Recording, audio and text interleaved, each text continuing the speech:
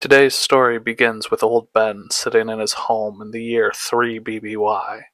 16 years have passed since the Jedi were the guardians of peace in the galaxy, since the Dark Times began, since the Empire was formed. Ben feels a disturbance in the Force that sends a chill down his spine as he leaves his home and heads for the Lars homestead, but the disturbance is not coming in that direction. He breathes a sigh of relief as he can feel that Luke is still safe, but there is still something out there. As Ben makes his way closer to this vergence in the Force, he begins to hear voices. Some he recognizes, some he knows to be dead. He wonders if Master Qui-Gon is behind this somehow, if this is another lesson from the netherworld of the Force as he approaches what appears to be a portal. And as he gets closer, it sucks him in, and suddenly Ben is lost in the Force. Just as suddenly as it began, it was over. Ben was now kneeling on a marble floor, but something was different now. The pain in his joints was no longer there. He hadn't felt this way in years, but what he saw in front of him shocked him to his core. Master Yoda was standing in front of him. He opened his mouth to speak, worried for Luke and Leia's safety, but before he could get a word out, he felt a familiar presence that silenced him as his former master told him, "Calm your mind, Obi-Wan. I will explain it all, but you need to act like all is normal." "Your promise then, remember well, young Jedi," Yoda said softly. "Sufficient it is you do." Ben bowed on instinct and said, "I will, Master." The two then moved to exit as Ben realized it wasn't just the absence of soreness in his old bones. He was a much younger man now. Increasingly confused, he looked to Yoda for an explanation, but Yoda did not speak. However, Qui-Gon was starting to explain things to him, that he was back on Naboo after he survived his first duel with Maul, that he would get a full explanation after the funeral, but that it was Obi-Wan's responsibility to preserve the timeline. The funeral itself was unlike anything Ben had ever experienced. Seeing Yoda again was strange enough, but seeing Mace Windu was even stranger. He continued to look around and see Jedi who he knew to be dead. Ki-Adi-Mundi, Plo Koon, Kit Fisto, Aayla Secura. He saw Palpatine and felt panic, anger, and a desire to stop him, but he remembered what Qui-Gon said and looked away. His heart started to break as he saw Padme, 14 again, as he remembered all she had seen, all she had done, all she had gone through. But the one he was most dreading seeing was the one he was wanting to see most. Anakin. His instinct was to be afraid, but when he saw the 9-year-old boy he had known all those years ago, all he could think of was the man he loved like a brother. He forced himself to act as he remembered when he was here initially, his promise to train Anakin, the morning for his master. But this time he didn't feel unsure about training the boy. He knew he was dangerous now, but his mind went back to a place it hadn't been in 6 years when he fought Vader for the 3rd time, of the mistakes he made with Anakin, of what he wished he had done differently. When he was back in his quarters on the Jedi cruiser, Ben reached out to his former master, wanting further explanation for what was happening. If this was some sort of trick by the Emperor, if the wills of the Force were testing him, the ghosts of Mortis were involved.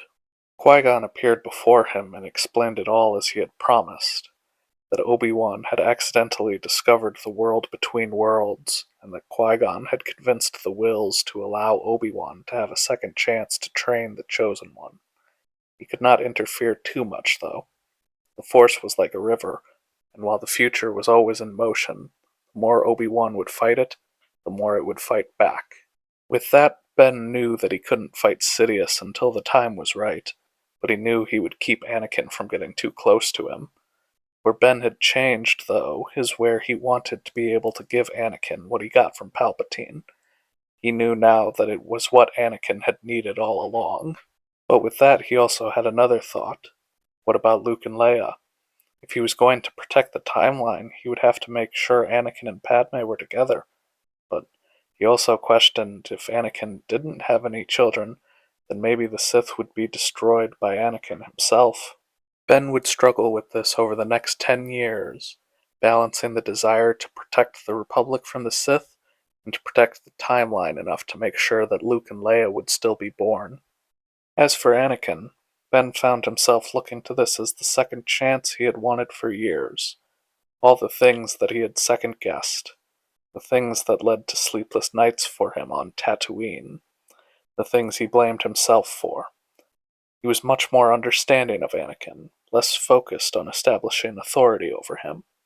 He knew that Anakin would always be secretive, but he knew that he had to be someone Anakin could go to about anything. If he didn't, he knew someone else would. And that was the hardest part for Ben, how to deal with Palpatine. Qui-Gon had said that he had to preserve the timeline, and he couldn't just blurt out that Palpatine was the Sith Lord. It was even harder for how to deal with his interest in Anakin. Push too hard and Anakin would think he didn't trust him. Not push enough and Anakin would be susceptible to fall to the dark side of the Force again. The time was coming for the Clone Wars to begin again. The Separatist movement was still gaining power, and there was nothing Ben would be able to do to stop that. However, there was something he could change. Anakin's dreams of his mother dying had begun again. This time, though, Ben knew he had to take this seriously, to save Shmi. So when Anakin's dreams began, Ben immediately wanted to act. With his knowledge of how the border dispute on Antion ended, he was able to end it sooner than it had originally. Then he and Anakin made their way to Tatooine, where they quickly tracked down Watto and learned that Shmi was freed and married. When they made their way to the Lars moisture farm, they found Shmi was still there, and Ben could feel the relief wash over Anakin as he hugged his mother again, knowing that she was safe. Ben had originally only learned that Anakin was on Tatooine while protecting Senator Amidala because of his dreams, and that he had found his mother captured by Tusken raiders, but that she was already dead when he got there. Ben had never asked Owen about it, but he knew that the attack would be happening soon and told the Lars family about it.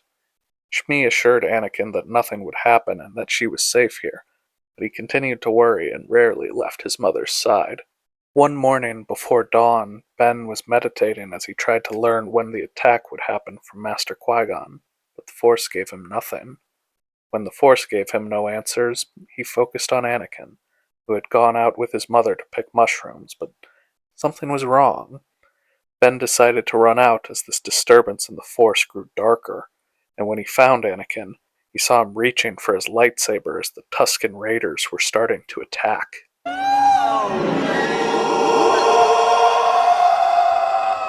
Ben hadn't realized he had done the cry of the Krayt Dragon until he heard it. The Tuskens fled, clearly afraid, as Anakin looked around confused, his blade out and buzzing, before his eyes fell on his master, realizing he had made the noise. "Master?" Anakin asked. "How did you do that?" "Anakin, some of us prefer to use our mind rather than our lightsaber," Ben said, hoping that his Padawan wouldn't question him further. "Now let's get back. The Sand People will return, and in greater numbers."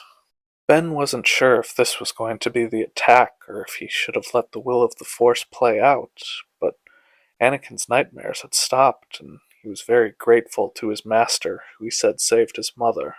When they returned from Tatooine to Coruscant, Master Windu requested they report to the Jedi Council, where they would receive the assignment to protect Senator Amidala after the recent attempt on her life.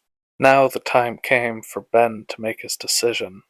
He feared what this attachment would do, but with Anakin's mother safe on Tatooine now, he hoped he wouldn't struggle with it as much as he had originally. Though he also wasn't surprised to feel Anakin's nerves about seeing Padme for the first time in 10 years again. It went just as Ben had remembered it. Anakin was awkward and trying too hard to impress Padme, but this time, Ben was trying to keep him from embarrassing himself too much, rather than being firm with him as he once was. That first night, Anakin wasn't as worried because his mother was now safe, but He still was enthralled with Padme, as just her presence was having a large effect on him, as he told Obi-Wan that it was intoxicating to be around her again. And Ben realized that he had to tell him something that he was too ashamed to say the first time around. "Have I ever told you about Duchess Satine Wren of Mandalore?" he asked. Of course he knew he hadn't. Ben had never opened up with him about Satine, but now that he had this opportunity, he thought maybe it could change things.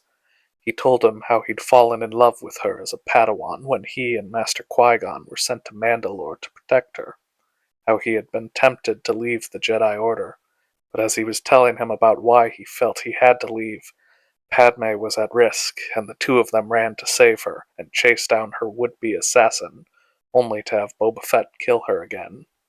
When they reported this incident to the Jedi Council, Ben recommended that Anakin take care of the senator, instead of waiting for the Council to assign it to him. They agreed, and Anakin clearly felt grateful that his master thought he was ready for his own assignment, but there was something else conflicting him. Of course, Anakin still had nerves for his assignment. Along with being around Padme again, it was his first assignment by himself. And before Anakin and Padme left for Naboo, Anakin turned to his master and asked what he was going to say before he was cut off by the attack. Ben knew there wasn't much time until Anakin and Padme would have to leave, but he told him to be mindful of his feelings and warned him that attachments could lead to both of them being in danger, that he and Satine couldn't be together because it would most likely end in one or both of them being destroyed. Anakin left with Padme, feeling more conflicted than he had last time, and Ben skipped the step of the Jedi Archives and being judged by Jocasta Nu and went to Dex's. Then, after his meeting with Master Yoda, he made his way to Kamino, where he would then follow Boba Fett to Geonosis to be captured by the Separatists. When he was approached by Dooku, he would try to seem more willing to join him, asking who this Darth Sidious was and saying they could take him together. But Dooku saw right through him. His only hope now was that Anakin and Padme would arrive, even though it would be the catalyst for the Clone Wars. The events on Geonosis would play out the same. Anakin would still want to go after Padme, but would stick with his master, who wouldn't threaten him with expulsion from the Jedi Order again, when all he had to do was ask what would Padme do in his situation. And when the two got to Dooku, Anakin's hot head would once again prevail, leaving Ben to fight him alone. But even time couldn't help Ben against Dooku's style, as he and Anakin still only survived because of Master Yoda. While Anakin escorted Padme back to Naboo, Ben was telling Master Yoda and Master Windu about Darth Sidious and what Dooku told him. Of course, neither wanted to believe him based purely off Dooku's word, but Ben knew the truth, and if he could save the Republic, he had to try. "Believe Dooku, do you?" Yoda asked. "It makes sense, Master," Obi-Wan said. "Chancellor Palpatine used the conflict on Naboo to gain power, and Dooku is the second Sith we have seen in 10 years, along with the second war involving the Trade Federation." "There are always two Sith, Obi-Wan," Mace said. "It is possible that Dooku was Maul's apprentice and took his place after you defeated him." "But why would the Master of the Sith reveal themselves?" Obi-Wan asked. "It would make more sense to hide, since that is what they have been doing for so long." "Even if Palpatine was the one who was behind both wars, do you really think we couldn't sense the Dark Lord of the Sith?" Mace said. Ben knew the answer was yes, that they could sit in the same room and not sense him, but he also knew he couldn't just say that. Before he could continue, though, Yoda held up a hand to stop their arguing. Yoda would tell him that they would be wary of the Chancellor now, especially with the increased powers he was given by the Senate, but that Obi-Wan would have to mind his thoughts on the Chancellor because he had never trusted him. And with that, Ben knew that was as far as he could go for the time being, as the Clone Wars had begun. Anakin was a knight now, and unbeknownst to the Council, married to Padme. Yoda would still bring up the idea of Anakin taking on a Padawan to Obi-Wan, and the two agreed that Ahsoka would once again learn under Anakin, though Ben knew he would have to interfere on her behalf as well. The war would play out the same until Mandalore and its representation of neutral systems would be dragged into it, and with that, the reconciliation of Obi-Wan and Satine. Protecting her would stay the same, but Ben struggled with seeing her again, after she died in his arms, and it made him think of Padme dying in front of him as well, of Luke and Leia, who may need his protection in his previous time. After the ship was saved, Anakin was able to sense all of this in his master and wanted to make sure he was okay. Of course, Ben couldn't tell him everything, but he did tell him that it was hard to see Satine again, to hear her profess her love for him, even him admitting that he would have left the Order for her. But these were the things that were required of the Jedi, and while he would struggle with it, there was a reason for these rules. Anakin absorbed his every word with rapt attention, and he struggled to look his former master in the eye as he took a deep breath and said, "Master, it can work." Ben looked up to him and could only see that little boy on Naboo who was scared about what would happen to him, but he made sure Anakin knew he was safe, and Anakin told him everything. His love for Padme, how they had gotten married, and how if it weren't for the Clone Wars, he would also be tempted to leave the Order. When he finished, the two understood each other, but Anakin did have one thing on his mind. "You have to tell the Council now, don't you?" he asked. "Technically, yes," Ben said, "but I won't." "Why?" Anakin asked. "Because you worry I'll turn to the dark side?" "No, more than any of us would," Ben responded. "But I suppose I have a connection that I would do anything for as well." "Yeah, Satine seems great," Anakin joked. The two would share a laugh as the smile on Anakin's face assured Ben that he had become his safe space. The trust the two of them had shared was even stronger than in the original time, forged not just in battle, but in brotherhood, of shared vulnerabilities, and with it, shared understanding. The war would continue with Ben picking his spots on how involved to get. He would try to get Dooku to switch sides to no success. He used his seat on the council to try to maintain independence from the Senate. He made sure that Ahsoka was not expelled, that she would be tried as a Jedi, not just a citizen. The relationship between the Jedi and the Republic was increasingly fraying, more so than before. The increased independence they wanted making it worse than before, especially after Ahsoka's trial and proven innocence. As the Jedi had stood by her, Anakin was able to trust the Council more than he had, as he seemed to think that Palpatine's officers were going too far and that he was okay with that. His relationship with Palpatine wasn't as close as before either, but they were still friendly, and now Palpatine had to deal with Anakin blaming him for Ahsoka being framed. As the war neared its end, Ben hoped that he had done enough. Anakin would still kill Dooku on the invisible hand to save Palpatine, and with it, all that was left to end the war was to capture Grievous. Though once again the Jedi seemed to be changing their target. Part of it was how Ben had put more of a target on Palpatine's back, but it was also his own actions to gain more power. Yoda and Windu still had asked him to have Anakin spy on the Chancellor. He didn't want to put Anakin in this spot again, but they were insistent, even after they saw his reaction to being denied the rank of Master.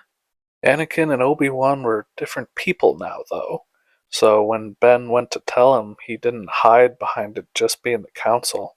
He didn't want Anakin to do this, but this time, instead of getting angry, he asked why Obi-Wan didn't trust him.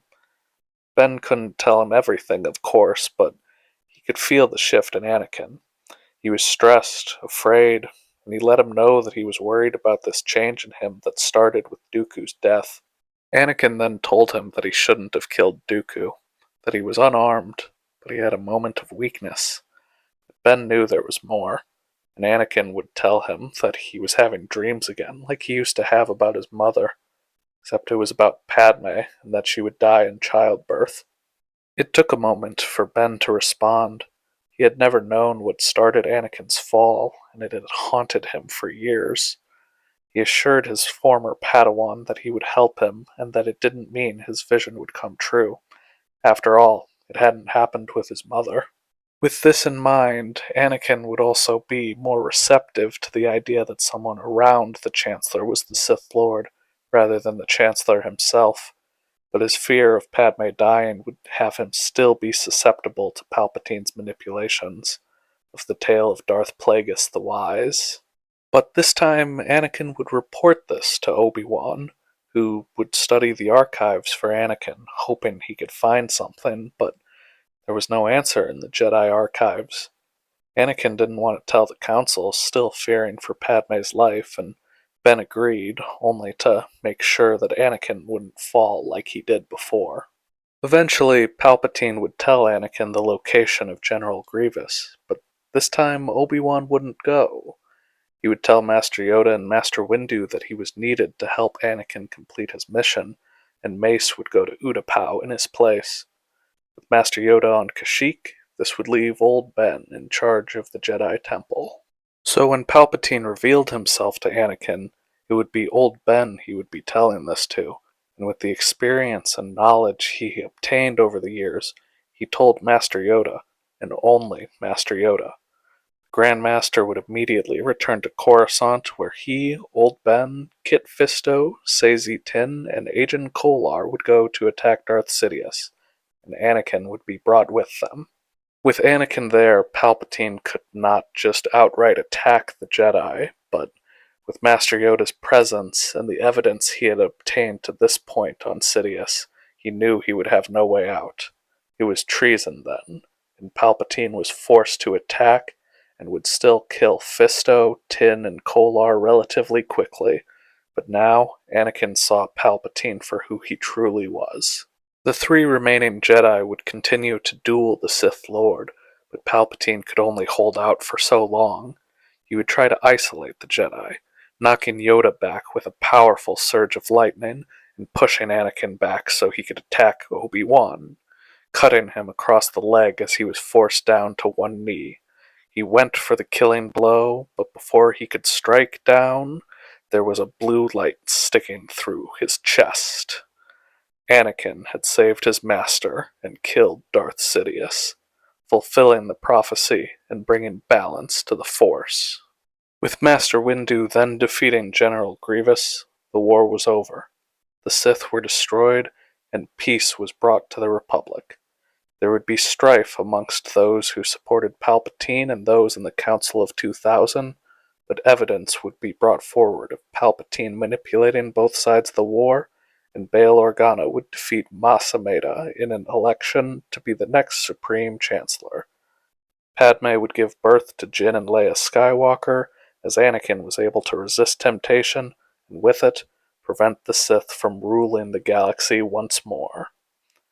That's the story for today, guys. Let me know if you want to see any more what-ifs like this, or if you have any ideas you'd want to see a story for, whether it's Star Wars or Harry Potter. But if you enjoyed the video today, please drop a like, subscribe if you want more like this, and I'll see you next time on STV.